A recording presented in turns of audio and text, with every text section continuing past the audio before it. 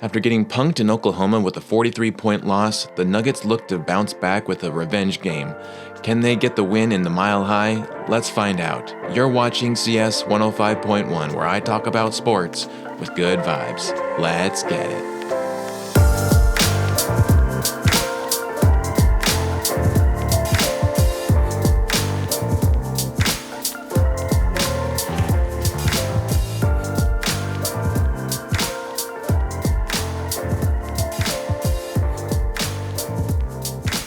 Let's go Nuggets.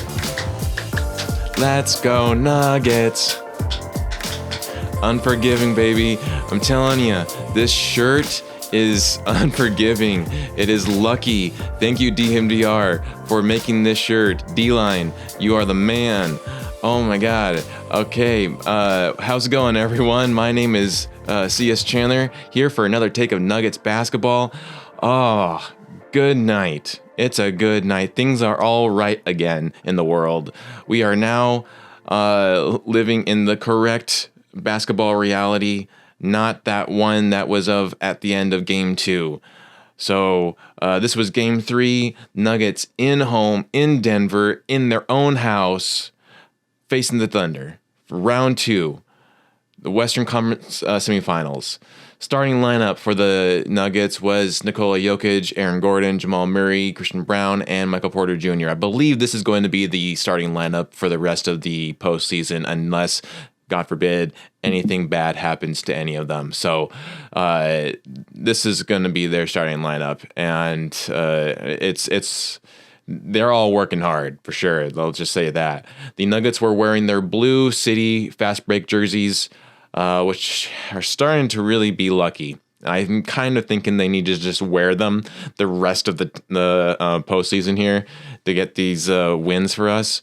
The OKC was wearing their white jerseys, and the Nuggets got the win. Let's freaking go. Let's go Nuggets. Let's go Nuggets. Nuggets win in OT, 113-104. Take that, OKC. Take that. What happened in the game? Let's dive in. All right. So first quarter, OKC controls the tip, and J-Dub gets a layup for the first points of the game. AG misses a three, and then Jamal Murray gets a steal from Chet, but then also misses a three. The Nuggets couldn't get a bucket in the beginning of this game, let me tell you. And then Hartenstein gets a floater to get the OKC lead up. And that floater has really been working for him. It's been deadly. He just gets it every single time when he goes at it head on. When he goes from the side, however, like he did a little later tonight, he misses. Thank God. But when he goes at it head on, He gets it every single time. It's so frustrating. No one can block it or anything, or even tries to block it. And so he gets a free bucket every single time he does that. Jokić gets fouled at the three-point line and goes to the line to make all 3 free throws and gets the Nuggets on the board finally. Michael Porter Jr., though, who had a phenomenal night, he gets a much-needed 3 to tie the game.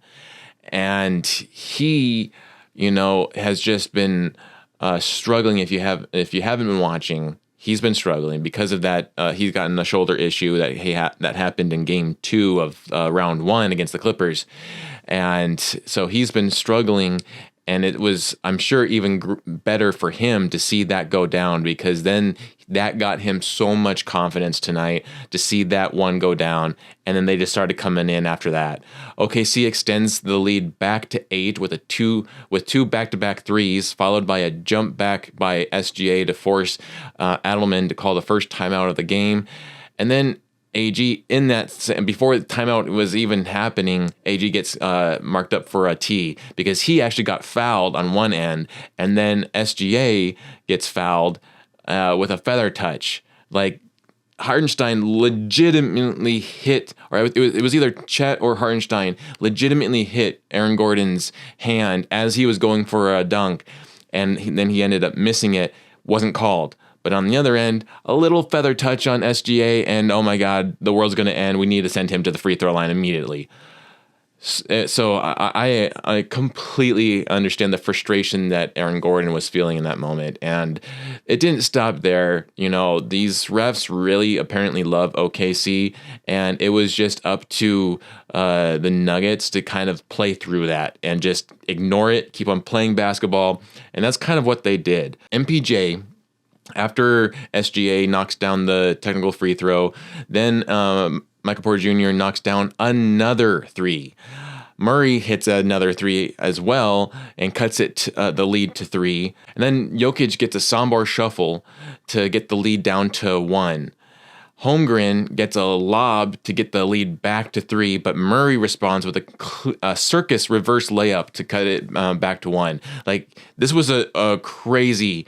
I don't know how he gets those to go. He has to practice those, but I don't even know how you would even try to practice those, especially with hard defense like OKC is doing. And he just managed to get it up. Him and Steph Curry get these crazy ones to go. Occasionally, Luka will get one, but man, Murray is. There's a reason why we call him playoff Jamal, right? Because he shows up like this. He plays like an all-star in the postseason. So then who they call J Will is the other J Williams. It's not J Dub, it's J Will, gets a 3 to get the lead back to 6. And then refs call a foul on Jokić to give him his second foul of the game already in the first quarter. Each foul is super weak too, like barely anything, and they're calling a foul on him, and it's really frustrating him. You can see it.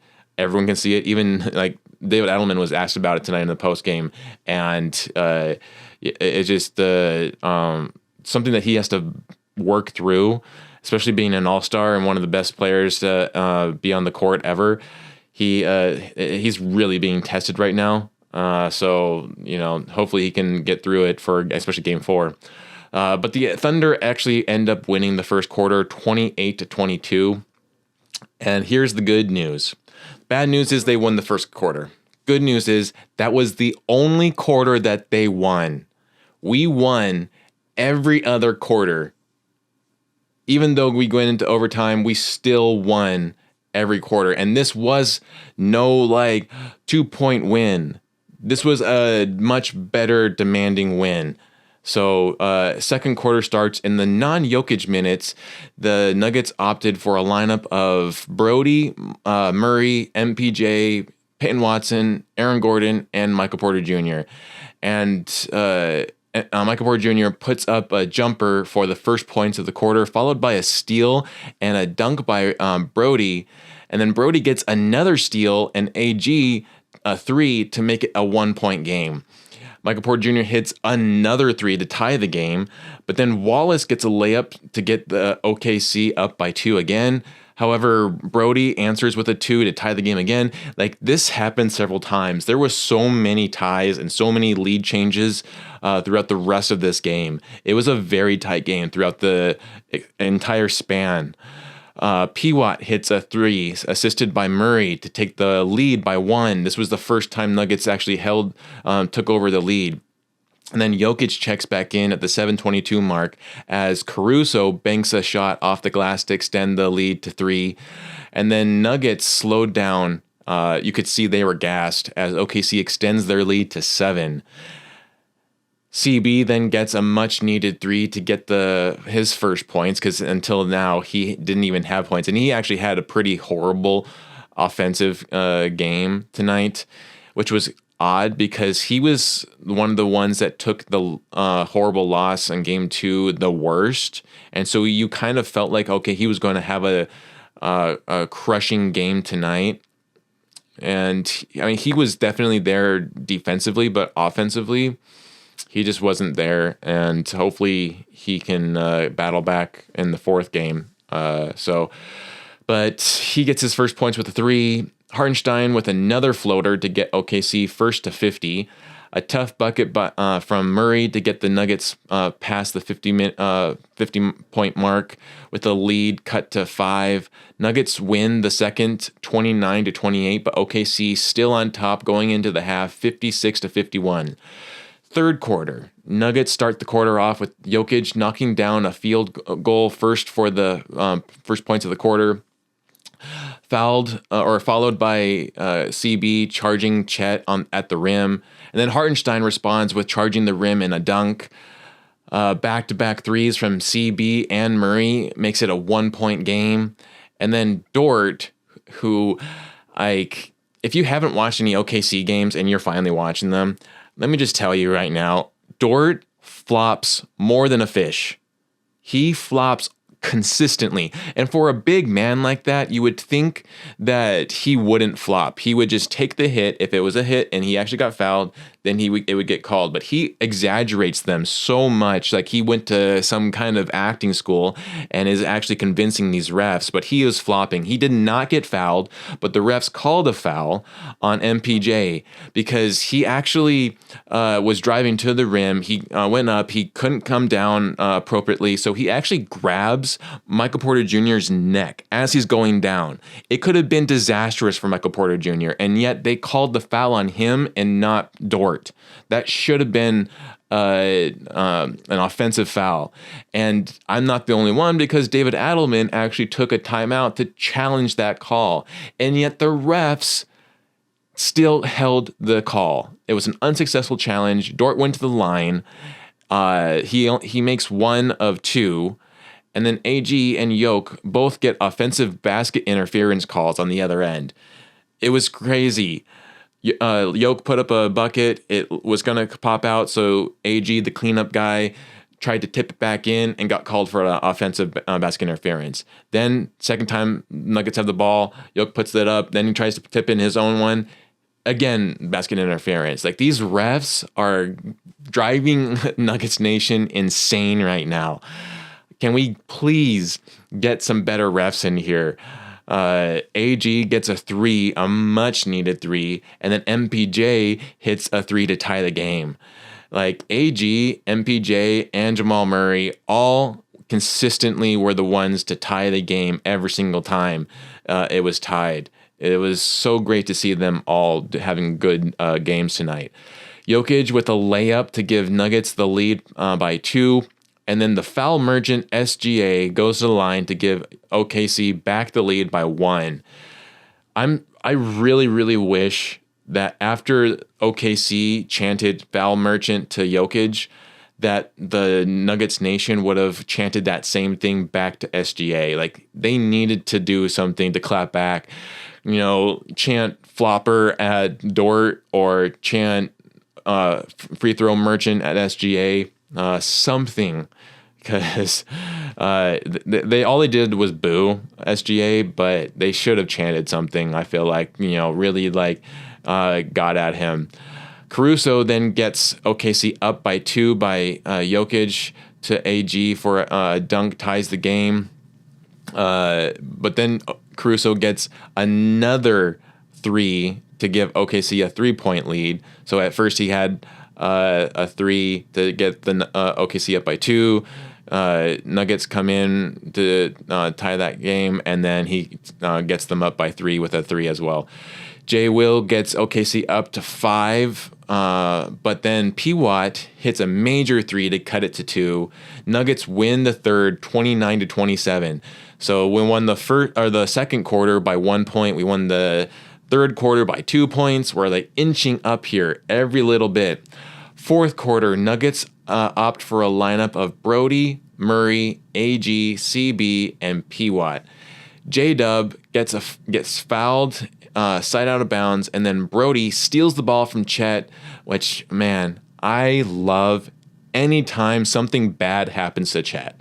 Whether it's missing a free throw, whether it's getting stuffed at the rim, whether it's getting the ball stolen and making him look like an idiot. I freaking love it. Please give us more of that, Nuggets. That will fuel Nuggets Nation for centuries. Come on. So he gets a steal, and then Brody hits a 3 to tie the game.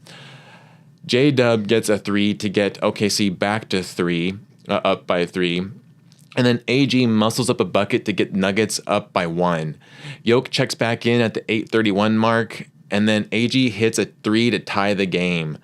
Hartenstein fouls Murray, and OKC challenges it, unsuccessful, sending Murray to the line for 2. And then AG ties the game again with 2 free throws.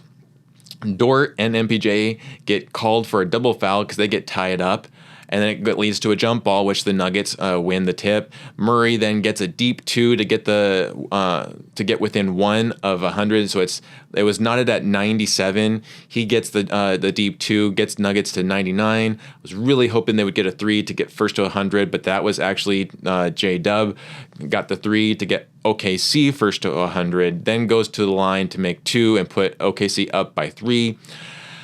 AG then gets the bucket of the night because he makes another 3 to tie the game again. AG is saving the Nuggets, y'all. Mr. Nugget. That is why we call him Mr. Nugget. He is carrying this team. He is the soul of this team.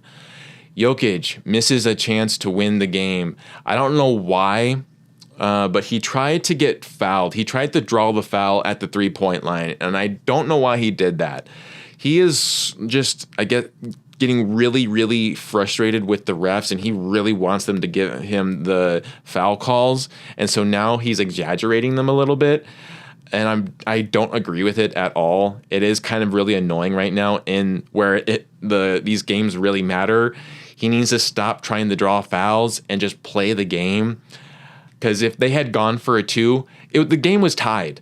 So if you had just gotten any bucket, it doesn't need to be a 3. You don't need to win by 3 points. You just need to get the bucket. It could have been a 2. It could have been a lob or whatever to win the game. And yet he went for a 3, tried to get fouled, and misses the chance to win the game. Nuggets, the game then goes into OT. But the Nuggets still win the fourth 22-19. Won the second by 1, right? The third by 2, and the fourth by 3 points. Inching along here. Slow and steady wins the race, everyone. OT then starts off, and the Nuggets win the tip. Jokić drives to the rim for the first points of OT. Michael Porter Jr. hits a 3 to give Nuggets a 5-point lead, the largest lead of the game for the Nuggets. And then Murray extends that lead even more, gets a steal, and drives to the rim to get Nuggets up to 7. Chet then drives to the rim to get OKC on the board. And then AG gets a jump back to give Nuggets the largest lead of 9. P-Watt gets a block on J-Dub as Nuggets dribble the ball out. And then Nuggets win OT 11-2. They won by 11-2 in that little 5-minute stand. Let's go. Nuggets win OT in OT again. Final score 113-104. A 9-point win for the Nuggets. Let's go Nuggets. So let's look at the stats here, right? So stats here, we have Michael Porter Jr. played 42 minutes. 42 minutes with that shoulder. Imagine how tough you have to be to last 42 minutes. And there was actually one point where he tried to block. I think it was Chet or Hartenstein or whatever. He tried to block, and he actually fell down on that shoulder. And I could have sworn that he re-injured it. He was kind of grimacing, and he was kind of massaging it a little bit. He must have gotten some kind of cortisone shot or something like that, because he stayed in the game and still managed to make more points for them, because he actually ended up making 21 points. His best game of this series. 8 rebounds, 1 assist. He was 7 for 10 from field, a 70% shooting. 5 for 6 from 3, an 83%. 2 for 2. 2 for 2 on free throws. 1 turnover and 4 personal fouls. He was a +7. Aaron Gordon, Mr. Nugget, played 46 minutes tonight. The second most amount of minutes tonight by a Nugget. He made 22 points. Also had 8 rebounds, 5 assists, 1 steal. He was 7 for 11 from field, 4 for 6 from 3, 4 for 4 from free throws, 1 turnover, 2 personal fouls, was a +15. I'm going to hold it real quick with these free throws and the 3-point shots with AG. For anyone who watched last season, when AG would go to the line, what was one of the things that would always make you nervous? It was him going to the line, right? It was him like, oh my God, they know that he's not a great free throw shooter. He's going to miss these, and he would miss them. Or he would go to the arc and try to shoot a three, and you're like, oh God, where he's gonna miss this.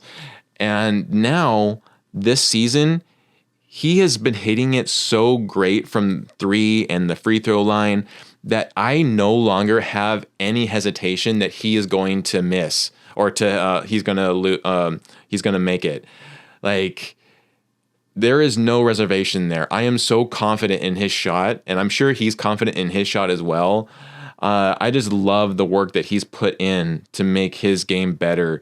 And you can see, I mean, he has a full-size court in his house to be rich, right? So, Jokić, he played 43 minutes tonight, 20 points, 16 rebounds, a double-double. He had 6 assists, 2 steals, 2 blocks, 8 for 25 from field, 0 for 10 from three-point shot. 0 for 10. He took 10 threes this game. That was also really annoying. And, I mean, he just kept on shooting them because he knew that eventually they're going to come down, but it was very agonizing to see him brick 10 3-pointers. But he did make 4 free throws, so he made every single free throw that he made tonight. He had 8 turnovers, 8. 2 personal fouls, and he was a +5. CB played exactly 43 minutes. He had 8 points, 7 rebounds, 1 assist, 2 blocks. He was 3 for 8 from field, 2 for 6 from 3. He had 1 turnover, 5 personal fouls. He was a 6. Jamal Murray played the most amount of minutes of any Nugget tonight with 47 and 55 seconds. He played nearly 48 minutes. He played an entire game he was the one that played the entire game. Like, that's crazy. 27 points for the number 27, 4 rebounds, 8 assists, 4 steals, 1 block, 9 for 19 from field, 2 for 5 from 3, 7 for 8 from free throws, 2 turnovers, 2 personal fouls. He was a +14. The bench did not do great tonight, but Westbrook did have 8 points off the bench, 2 steals. Peyton Watson had 7 points off the bench, 5 rebounds, and 2 blocks, 2 amazing blocks. And then Russell was a -2, P. Watt was a 7, +7, and then Zignaji was a -7 as well. He also got minutes tonight. So the one other thing before I get into overall stats here was, if you need an example for the biasness in favor of OKC, look no further at the stats of OKC and look directly at Dort. Okay, he had 6 fouls. He had 6 fouls, and yet he played every single minute of overtime. When he got his 6th foul, he did not foul out. Somehow, they kept him in the game with 6 fouls. He is supposed to foul out. 6 fouls means you foul out, and yet they allowed him to play. No other player on the Nuggets would be able to do that. But OKC, yeah, sure, let's keep him in the game. That was ridiculous. That is straight up disgusting to see Lou Dort, or how us Nuggets fans call Poo Dort. He still continued to play with 6 fouls. That's ridiculous. Get him out of the game. He does not belong in the game. You foul out at 6. If that had been Draymond, you know how much people would be screaming? But Lou Dort, oh yeah, sure, keep him in the game. That's so ridiculous. I mean, they were chanting and jeering whenever Jokić fouled out of the game last game. Like, you now have a guy fouling out on OKC, and yet you didn't foul him out. Like, come on now. He has 6 fouls. Get him out of the freaking game. Okay, I'm off my soapbox. Full stats here. So we had 49 rebounds to their 54. They still out-rebounded us, but we still won. 25 assists to their 24. And I will say, OKC is taking away Jokic's ability to work off of assists. That like he loves assists, and yet they are taking that away from him. And so the Nuggets are just trying to find other ways to go about assists, and Jokić is trying to find ways to make an impact, because obviously it's not going to be from assists. They are like holding him down to not trying to get a triple-double. It's like almost like a goal of theirs to make sure that he does not get a triple-double, because he had 6 assists tonight. He was 4 away from a triple-double, and yet they did not allow that. So 25 assists once again to their 24. We had 9 steals to their 7. We had 6 blocks to their 6. Or we had 7 blocks to their 6. We shot 45% from field. They shot 38. We shot 40% from 3. They shot 25. We shot 79% from free throw. They shot 68%. And then we had 14 turnovers. They had 11. And then we had 21 personal fouls. They had 21. So, lots of other ways that that the Nuggets were able to find a way to win. One was definitely being better at shooting and holding and getting better defense to hold the other side down. So the big takeaway from this game that I have is that Jokić had a horrible night. It wasn't his worst night, because that was game 2. If you remember, that was definitely game 2 of this series, but he's still struggling with the matchups OKC is throwing at him. But the great thing was to see the others stand up and win the game. This was a rare game where Jokić minutes and non-Jokić minutes got flipped. The team stood on business after getting punked in OKC, and it was the defense that Piwat and CB had to put on SGA that held him only to 18 points. OKC fans can throw that 43-point win in our faces all they want, but the reality is Nuggets are up 2-1, baby. That's right. Oh, yeah, you had a 43-point win. Oh, who's down 1 in the series, huh? That's right, you, OKC. And that's the point. It doesn't matter how much you win or lose by. It just matters that you win or you lose. And the Nuggets got the win tonight. I hope the Nuggets aren't celebrating tonight, too, and that they are staying locked in for Game 4 on Sunday, which then leads me into the next games again. Sunday, 12:30 Pacific time, 1:30 Mountain time on ABC. I'm going to try to find a way to watch ABC. I hate ABC because you have to have a TV provider to watch them. You can't have an online account or whatever. You have to find some kind of TV provider to watch them. It's ridiculous. Hopefully I find it, but after that, they will head over to OKC for Game 5, which will be on Tuesday. And I have to say real quick that that's kind of ridiculous. This is actually for both teams of OKC and Nuggets. I don't get why this series they are making sure that the Nuggets versus Thunder is every other day, because right now the Celtics and New York, the Knicks, are getting a 2 or 3 day rest, as well as I believe the Timberwolves and Golden State are also getting rest. How come Thunder Nuggets have to be every other day? Give them a rest. Especially these games, like they are working so hard. Give these guys a rest. They need just 1 day rest. I know it's the playoffs, but man, like that's just ridiculous. And you can see the favoritism that they have for the Celtics.